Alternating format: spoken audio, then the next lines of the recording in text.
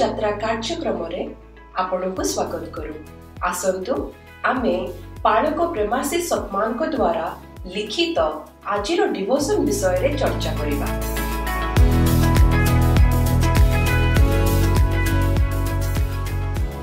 ପ୍ରେଜ୍ ଦ ଲର୍ଡ। ପ୍ରେଜ୍ ଦ ଲର୍ଡ।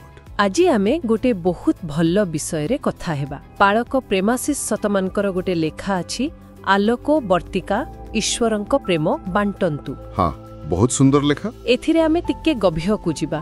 ମୂଳ ପ୍ରଶ୍ନ ହେଉଛି, ଜଣେ ମଣିଷ କେମିତି ପରମେଶ୍ୱରଙ୍କ ପ୍ରେମର ଗୋଟେ ପ୍ରକାଶ ବା ଆଲୋକ ଭଳି ହେଇପାରିବ?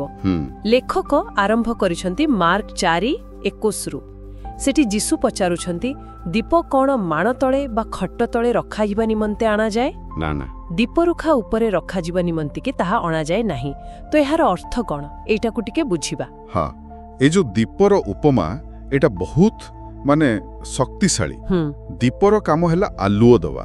ତାକୁ ଲୁଚେଇ ରଖିଲେ ତ ତାର କିଛି ମାନେ ନାହିଁ।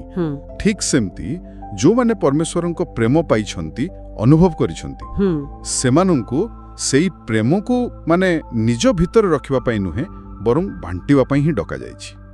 ଆଉ ଏମିତି କଲେ କ'ଣ ହୁଏ? ଆମେ ଫଳବନ୍ତ ହେଉ। ଯୋହାନ 15:6 ଯେମିତି କୁହାଯାଇଛି, ଆମେ ଜଗତରେ ଭଲ ପରିବର୍ତ୍ତନ ଆଣିପାରିବା।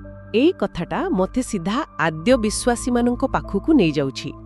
ସେମାନଙ୍କ ପାଖରେ ତ ଆଜିକାଲି ଭଳି ଟେକ୍ନୋଲୋଜି ନଥିଲା, କିଛି ନଥିଲା, କିଛି ସୁବିଧା ନଥିଲା।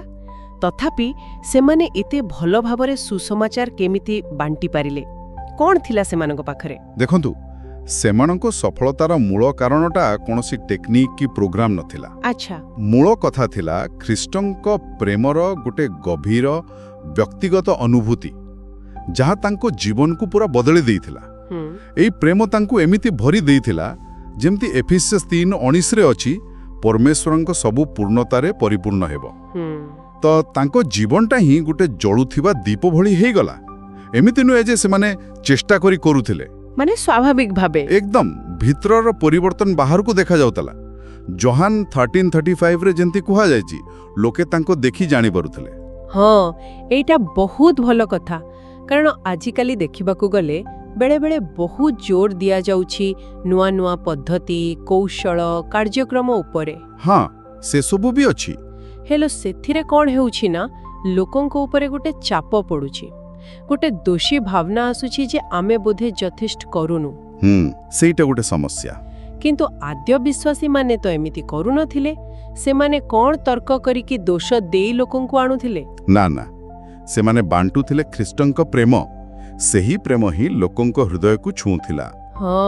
ତେଣୁ ମୂଳ କଥା ହେଲା, ବାହାରକୁ କିଛି କରିବା ଆଗରୁ, ଯେମିତି କାହା ଘରକୁ ଯିବା ବା ଅନଲାଇନରେ କିଛି ପୋଷ୍ଟ କରିବା, ସବୁଠୁ ଜରୁରୀ ହେଲା ନିଜେ ସେହି ଖ୍ରୀଷ୍ଟଙ୍କ ପ୍ରେମରେ ରହିବା।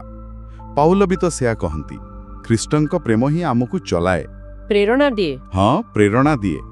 ଆଉ ଯେତେବେଳେ ଜଣେ ସତରେ ସେହି ପ୍ରେମରେ ପୁରା ଭରିଯାଏ, ସେତେବେଳେ ତାର ସାଧାରଣ କାମ, ସାଧାରଣ କଥା, ଏପରିକି ତାର ଚୁପ୍ ରହିବାଟା ବି ସେଇଟା ବି ପ୍ରଭାବ ପକାଏ। ଆସୁଛି, ଜଣେ କେମିତି ସେଇ ପ୍ରେମରେ ପ୍ରଥମେ ପରିପୂର୍ଣ୍ଣ ହେବ? ହଁ, ଏଇଟା ମୂଳ ପ୍ରଶ୍ନ। ଆଉ ଲେଖା କହୁଛି, ଏହାର ଉତ୍ତର ହେଲା ପରମେଶ୍ୱରଙ୍କ ପ୍ରେମକୁ ଗଭୀର ଭାବରେ ଗ୍ରହଣ କରିବା, ବିଶ୍ୱାସ କରିବା। ଏଥିପାଇଁ କିଛି ଜଟିଳ କାମ କରିବା ଦରକାର ନାହିଁ। ନା, ବରଂ ନିଜ ହୃଦୟକୁ ସେଇ ପ୍ରେମ ପାଇଁ ଖୋଲିବା।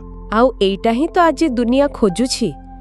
ଲେଖକ ଯେମିତି କହୁଛନ୍ତି, ଦୁନିଆ କେବଳ ଖାଇବା ପାଇଁ ଭୋକିଲା ନୁହେଁ, ସତ ପ୍ରେମ ପାଇଁ ଭୋକିଲା। ଆଉ ସେ ପ୍ରେମ ତ କେବଳ ପରମେଶ୍ୱରଙ୍କ ପାଖରୁ ଆସେ। ନିଶ୍ଚୟ। ତେଣୁ ଆମର ପ୍ରଥମ କାମ ହେବା କଥା ସେଇ ପ୍ରେମକୁ ଭଲ ଭାବେ ଜାଣିବା, ଆଉ ତାକୁ ନିଜ ଭିତରେ ଗୋଟେ ଦୀପ ଶିଖା ପରି ଜଳିବାକୁ ଦେବା। ଠିକ୍ କଥା। କାରଣ ଯାହା ନିଜ ପାଖରେ ନାହିଁ, ତାହା ଆମେ ଆଉ କାହାକୁ ଦେଇପାରିବାନି। ଏକଦମ। ତେଣୁ ପ୍ରଥମେ ପାଇବା, ଆଉ ତାପରେ ସେଇଟା ଆପେ ଆପେ ବାହାରକୁ ବୋହିବ। ହଁ, ଏହା ହିଁ ପ୍ରକୃତରେ ଆଲୋକବର୍ତ୍ତିକା ହେବା। ହଁ। ତେବେ ଏତେ ସବୁ କଥାରୁ ଆମେ କ'ଣ ବୁଝିଲେ? ମୂଳ କଥା ହେଲା, ପରମେଶ୍ୱରଙ୍କ ପ୍ରେମ ବାଣ୍ଟିବାଟା କୌଣସି କାର୍ଯ୍ୟକ୍ରମରୁ ଆରମ୍ଭ ହୁଏନି। ଏହା ଆରମ୍ଭ ହୁଏ ନିଜ ଭିତରୁ। ଯେତେବେଳେ ଆମେ ସେଇ ପ୍ରେମରେ ପୁରା ଭରିଯିବା, ଆମ ଜୀବନଟା ହିଁ ଆପେ ଆପେ ଗୋଟେ ଆଲୁଅ ଭଳି ହେଇଯିବ। ଏହା କିଛି କରିବା ନୁହେଁ, ବରଂ କିଛି ହେବା ବିଷୟରେ। ବହୁତ ସୁନ୍ଦର ଭାବେ କହିଲେ। ଆଉ ଶେଷରେ এই লেখার ভাবনাକୁ ନେଇ ଗୋଟେ ଚିନ୍ତା ପାଇଁ ପ୍ରଶ୍ନ ଅଛି। ହଁ କୁହନ୍ତୁ। ଜଣେ ବ୍ୟକ୍ତି ପ୍ରତିଦିନ କେମିତି ଚେଷ୍ଟା କରିପାରିବ ନିଜକୁ ପରମେଶ୍ୱରଙ୍କ ପ୍ରେମରେ ପରିପୂର୍ଣ୍ଣ କରିବା ପାଇଁ, ଯେମିତି ତାର ପୁରା ଜୀବନଟା ତାର ସ୍ୱଭାବ, ସେଇଟା ହିଁ ଗୋଟେ ଚୁପ୍ କିନ୍ତୁ ଶକ୍ତିଶାଳୀ ସାକ୍ଷୀ ହେଇଯିବ। କେବଳ କଥାରେ ନୁହେଁ, ଜୀବନରେ ଜଣେ କେମିତି ଗୋଟେ ଜୀବନ୍ତ ଆଲୋକ ବର୍ତ୍ତିକା ହେଇପାରିବ। ବାଃ, ଏଇଟା ବହୁତ ଗଭୀର ଚିନ୍ତା। ଏ ବିଷୟରେ ଆମ ସମସ୍ତଙ୍କୁ ଭାବିବା ଦରକାର।